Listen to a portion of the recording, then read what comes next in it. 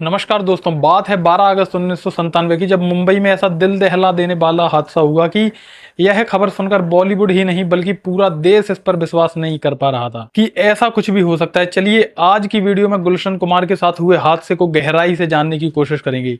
उससे पहले चैनल पर नए हैं तो चैनल को सब्सक्राइब कर लें और वीडियो को लाइक करें।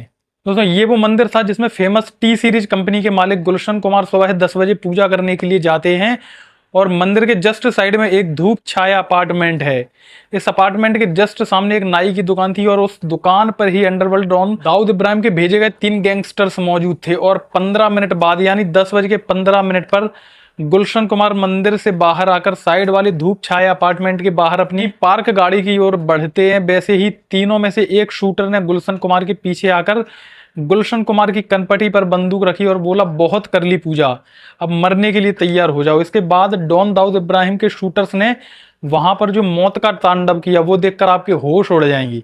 अगले कुछ मिनटों में इन तीनों ने 15 गोलियां गुलशन कुमार में दाग दी और पूरी दुनिया के मन में एक सवाल छोड़ दिया। सवाल इतना सा कि आखिर गुलशन कुमार को अंडरवर्ल्ड डॉन दाऊद इब्राहिम ने क्यों मरवा दिया। चलिए जानते हैं गुलशन कुमार की पूरी कहानी। बात है 1951 की, जब दिल्ली की एक पंजाबी फैमिली में टी सीरीज के मालिक गुलशन कुमार का जन्म हुआ था। बहुत छोटी उम्र में ही गुलशन कुमार अपने पापा की जूस की दुकान में काम करके अपने पापा का हाथ बटाने लगे। गुलशन कुमार कोई बहुत अमीर परिवार में तो पैदा नहीं हुए थे। उन्हें पता था कि उन्हें शॉप पर काम करके ज्यादा से ज्यादा पैसा कमाकर जल्दी से जल्दी अपने परिवार को सपोर्ट करना है। इसलिए गुलशन कुमार ने सिर्फ 23 साल की उम्र में ही एक कैसेट शॉप खोली जिसमें वो दूसरी कंपनीज के गाने बेचते थे। फिर उन्होंने सुपर कैसेट्स इंडस्ट्रीज के नाम से एक म्यूजिक कंपनी बनाई जिसमें वो खुद के गाने बेचने लगे। और आप विश्वास नहीं करोगे कि इस मेहनती बंदे ने उस बिजनेस को इस लेवल पर एक्सपेंड कर दिया कि वो बिल्डिंग पूरे नोएडा की सबसे पहली कमर्शियल बिल्डिंग बनी। बताया जाता है कि गुलशन कुमार भगवान शिव और मां अंबे के बहुत बड़े भक्त थे। इनफैक्ट 1983 में जब गुलशन कुमार ने अपनी कंपनी टी सीरीज को जब नाम दिया गया तो टी सीरीज में टी का मतलब है त्रिशूल। इससे पहले कि हम गुलशन कुमार की हत्या वाले दिन की बात करें, एक बात आपको अच्छे से पता होनी चाहिए कि गुलशन कुमार बहुत ही गोल्डन नेचर के व्यक्ति थे। वो हमेशा नए लोगों को मौका देते थे, जैसे अनुराधा पोडवाल, सोनू निगम, कुमार सानू और म्यूजिक डायरेक्टर नदीम श्रवण। इनमें से जो नदीम श्रवण है इसको बड़े ध्यान से देखिए और दिमाग में रिकॉर्ड कर लीजिए। ऐसा बोला जाता है कि इसने ही गुलशन कुमार को मरवाया था। आगे देखेंगे गुलशन कुमार अपने कल्चर को भी काफी फॉलो करते थे। वो अलग अलग मंदिरों में डोनेशन भी दिया करते थे। यहाँ तक कि उन्होंने वैष्णो देवी मंदिर में भंडारा भी स्टार्ट करवाया था जो आज भी उन्हीं के नाम से होता है। गुलशन कुमार सॉफ्ट हार्टेड थे, हमेशा किसी ना किसी के लिए कुछ करते रहते थे। अब दोस्तों, ये बात इतनी आसानी से हजम नहीं होती कि जिस इंसान ने अपनी पूरी जिंदगी में दूसरों का भला किया उसे गैंगस्टर्स ने मरवा दिया। अब बात ध्यान से समझने वाली है कि आखिर गुलशन कुमार की हत्या 1990 में रिलीज हुई आशिकी मूवी से क्या कनेक्शन है उनकी हत्या का। ये देखो स्क्रीन पर, ये बहुत ही टैलेंटेड म्यूजिक डायरेक्टर नदीम और श्रवण हैं। टी सीरीज ने इन्हें फिल्म आशिकी के गाने कंपोज करने का मौका दिया, एक उभरती हुई जोड़ी को जिसका नाम था नदीम श्रवण। जब आशिकी मूवी रिलीज हुई तो उसके गानों की 20 मिलियन कॉपी मार्केट में बिकी। सफलता की वजह से टी सीरीज के सारे गाने ऑलमोस्ट नदीम श्रवण ने ही कंपोज किए थे। इनको नदीम श्रवण ने ही म्यूजिक दिया था। बहुत बढ़िया म्यूजिक डायरेक्टर बनने के बाद नदीम ने गाना गाने की भी सोची। नदीम म्यूजिक डायरेक्टर तो अच्छे थे पर गाने के मामले में उनका हाल थोड़ा तंग था। इनफैक्ट गुलशन कुमार ने भी नदीम को सलाह दी कि तुम गाना मत गाओ, पर वो नहीं माने। लेकिन दोस्ती की वजह से गुलशन कुमार को नदीम श्रवण के गानों को प्रमोट करना पड़ा। जैसा कि गुलशन कुमार को शुरू से ही लग रहा था कि इन गानों पर कोई खास रिस्पॉन्स नहीं मिलेगा, ऐसा हुआ भी और इनके गानों पर कोई खास रिस्पॉन्स नहीं आया और एल्बम पिट गई। जब कंपनी को काफी बड़ा लॉस होने लगा तो गुलशन कुमार ने नदीम के गानों को प्रमोट करना बंद कर दिया। अब टी सीरीज 90s के आते आते इतना बड़ा ब्रांड बन चुका था कि इंडिया में रिलीज होने वाले टोटल गानों में से 65% गानों के राइट्स टी सीरीज के पास थे। अगर टी सीरीज उस समय किसी भी एल्बम के राइट्स नहीं खरीदता था तो उसके चलने के चांसेस ना के बराबर हो जाते थे। नदीम को यह बात खटक गई कि गुलशन कुमार उन्हें काम नहीं देंगे और ना ही उनके गानों को प्रमोट करेंगे। इसी बात का बदला लेने के लिए उसने गुलशन कुमार को जान से मरवाने की सोची। दिल दहला देने वाली बात यह है कि गुलशन कुमार को मरवाने के लिए नदीम ने सुपारी भी दी, तो किसको? अंडरवर्ल्ड डॉन दाऊद इब्राहिम को, जो कि दुनिया का सबसे मशहूर अंडरवर्ल्ड डॉन दाऊद इब्राहिम था। इसी धंधे में इसका भरपूर साथ देने वाला इसका भाई अनीस इब्राहिम, और इसके अलावा दाऊद इब्राहिम का राइट हैंड जो भी बॉलीवुड का भी डॉन रहा है, उसका नाम है अबू सलीम। अबू सलीम मई 1997 में दुबई के एक होटल में गुलशन कुमार को मारने के लिए एक मीटिंग रखता है। इस मीटिंग में म्यूजिक डायरेक्टर नदीम, दाऊद इब्राहिम के छोटे भाई अनीस इब्राहिम और दाऊद के राइट हैंड यानी अबू सलीम गुलशन कुमार की मौत की तारीख तय कर रहे थे। नदीम ने बताया कि गुलशन कुमार ने उसका जीना मुश्किल कर रखा है और अब वह दोनों उसकी हेल्प करे। अबू सलीम को 15 लाख रुपए टोकन मनी देकर गुलशन कुमार का पत्ता साफ करने की बात हो रही थी। अबू सलीम का ये फायदे का सौदा लगा क्योंकि वो म्यूजिक इंडस्ट्री के सबसे बड़े स्टार को मारकर अंडरवर्ल्ड में और ज्यादा मशहूर होना चाहता था।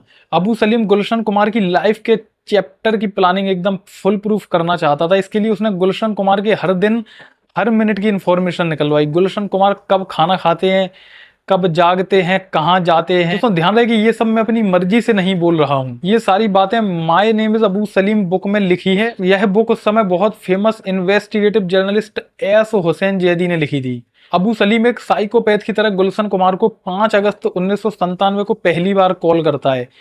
उस कॉल में वो 10 खोखा यानी 10 करोड़ रुपए की फिरौती भी मांगता है। इसके बाद गुलशन कुमार के पूरे शेड्यूल को सही से एनालाइज करने के बाद अबू सलीम ने वो मौका ढूंढ ही लिया जब वो अपने काम को अंजाम दे सकता था। और उस मौके के बारे में बात करें तो उससे पहले कुछ इंपॉर्टेंट लोकेशन को भी अच्छे से समझना जरूरी है।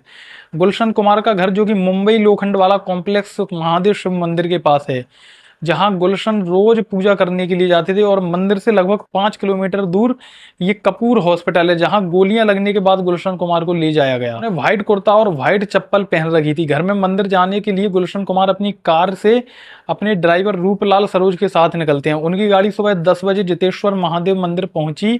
उसके बाहर हमेशा की तरह है कार को बगल वाले अपार्टमेंट धूप छाया के बाहर पार्क करता है और गुलशन कुमार गाड़ी से उतर के मंदिर जाने लगते हैं। जैसे ही 15 मिनट बाद गुलशन कुमार मंदिर से बाहर आते हैं तो उनका ड्राइवर रूपलाल रोज की तरह पूजा की थाली ले लेता है। स्क्रीन पर दिख रही पिक्चर्स में आप देख सकते हैं कि गुलशन कुमार इस मंदिर में गए थे।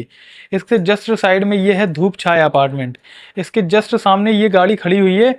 उसके बाद रोड को क्रॉस करके यहाँ अपार्टमेंट के सामने देखो, इधर ये नाई की दुकान है जिसमें तीनों शूटर्स बैठकर गुलशन कुमार के मंदिर से बाहर आने का इंतजार कर रहे हैं। ये तीनों अबू सलीम के शूटर्स हैं जिनको गुलशन कुमार को मारने का काम सौंपा गया था। इन तीनों में से यह वाला है अब्दुल रऊफ उर्फ दाऊद मर्चेंट, ये वाला है अब्दुल राशिद और तीसरा वाला है अनिल शर्मा। अब गुलशन कुमार अपनी कार के पास पहुंचे तो पीछे से अब्दुल रफ ने आकर उनकी कनपटी पर बंदूक रखी और बोला, बहुत कर ली पूजा, अब मरने के लिए तैयार हो जाओ। जितनी देर में गुलशन कुमार को समझ पाते एक गोली चली और उनके सिर को छूती हुई निकल गई। गुलशन कुमार बहुत घबरा गए थे।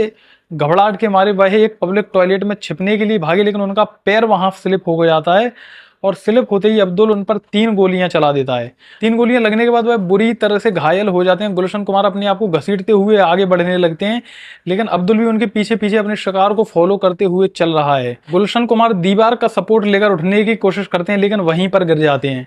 ड्राइवर रूपलाल गुलशन कुमार की मदद करने के लिए आगे आता है और कलश उठाकर अब्दुल पर फेंकता है, तो अब्दुल रूपलाल के दोनों पैरों में गोली मार देता है। चौंकाने वाली बात यह है कि 3 गोलियां लगने के बाद भी गुलशन कुमार पास के घरों में हाथ जोड़कर मदद मांगते हैं, पर लोग उन्हें देखकर अपने गेट बंद कर देते हैं, एक मूवी का सीन की तरह है। उसके बाद गुलशन कुमार पर अब्दुल राशिद और अनिल शर्मा ने 12 गोलियां और चलाई। वहां ऊपर माँ देवी की फोटो लगी हुई है, जिस मंदिर को गुलशन कुमार ने ही रेनोवेट कराया था। आज उसी के पास उनका अंत इस भयंकर तरीके से हो रहा है। इस बात पर आपके होश उड़ जाएंगे कि जब यह मर्डर सीन चल रहा था तब अबू सलीम फोन पर गुलशन कुमार की चीखें सुन रहा था। पूरी घटना को अंजाम देने के बाद बगल में एक टैक्सी खड़ी हुई थी। टैक्सी में से ड्राइवर को बालों से पकड़कर नीचे खींचते हुए वो लोग पटक देते हैं और उसी टैक्सी में बैठकर तीनों शूटर्स वहां से चले जाते हैं रिंग रोड की तरफ। हत्याकांड के बाद 2 लोग मदद करने के लिए सामने आए। मंदिर का पुजारी रामचंद्र लवांगे और राजेश जौहरी गुलशन कुमार और उनके ड्राइवर को उन्हीं की कार में लिटाकर कपूर हॉस्पिटल ले जाते हैं। डॉक्टर्स ने उनको बचाने की बहुत कोशिश की, लेकिन गोलियां उनके शरीर के अंदर तक जा चुकी थी और बहुत सारे पार्ट्स को भी डैमेज कर दिया था। लाख कोशिशों के बाद भी गुलशन कुमार को नहीं बचाया जा सका। अगले दिन गुलशन कुमार की बॉडी को दिल्ली ले जाया। गुलशन कुमार की मौत के बाद बॉलीवुड ही नहीं बल्कि पूरा देश शॉक में था। गुलशन कुमार की मौत के बाद बहुत सारे सवाल सामने आने लगे, जैसे कि महाराष्ट्र के पूर्व डीजीपी राकेश मारिया ने खुद न्यूज एजेंसी एक इंटरव्यू में बताया था कि गुलशन कुमार की मौत की खबर साल अप्रैल महीने में ही एक मुखबिर ने अबू सलीम के प्लान की खबर दी थी। 1997 को म्यूजिक कंपोजर नदीम अख्तर सैफी पर भी आरोप लगाए गए कि वह गुलशन की हत्या करवाने में शामिल थे। यही नहीं, यह भी कहा जाता है कि नदीम सैफी ने ही हत्यारों को हायर किया था। नदीम सैफी इसके बाद भारत छोड़ ब्रिटेन चले गए। श्रवण राठौर के साथ उनकी जोड़ी भी ज्यादा साल तक नहीं चली और वह टूट गई। भारतीय अधिकारी नदीम को भारत वापस लाने में तो नाकाम रहे, जबकि नदीम लगातार अलग अलग माध्यमों से अपनी बेगुनाही को लेकर आवाज उठाते रहे। अक्टूबर 97 में टिप्स इंडस्ट्री के मालिक रमेश तैरानी को इस जघन्य अपराध के लिए उकसाने के आरोप में गिरफ्तार कर लिया गया। पुलिस ने आरोप लगाया है कि रमेश तैरानी ने कथित तौर पर गुलशन कुमार के हत्यारों को 25 लाख रुपए दिए थे। टिप्स कैसेट्स और गुलशन कुमार की कंपनी टी सीरीज उस दौर में एक दूसरे के सबसे बड़े राइवल थे। हालांकि पुलिस कोर्ट में राकेश तैरानी के खिलाफ आरोप तो साबित नहीं कर सकी, लेकिन नवंबर 1997 में पुलिस ने गुलशन कुमार हत्याकांड मामले में 400 पन्नों की चार्जशीट दायर की थी। इसमें 26 लोगों को हत्या का आरोपी बनाया गया। इनमें से 15 को गिरफ्तार कर लिया गया, जबकि एक आरोपी मोहम्मद अली शेख केस में सरकारी गवाह बनने के लिए राजी हो गए। जेल में सजा काट रहे अब्दुल मर्चेंट ने साल 2009 में मां की बीमारी का हवाला देते हुए पैरोल की अर्जी दी। उसे कोर्ट ने बीमार मां से मिलने की इजाजत दी, लेकिन पैरोल पर ही रिहा अब्दुल बांग्लादेश भाग गया। फर्जी पासपोर्ट मामले में उसे बांग्लादेश पुलिस ने अरेस्ट किया था, जिसके बाद उसे वापस भारत लाया गया और जेल में बंद कर दिया गया। तो दोस्तों, ये थी गुलशन कुमार की मौत की पूरी हिस्ट्री और मिस्ट्री।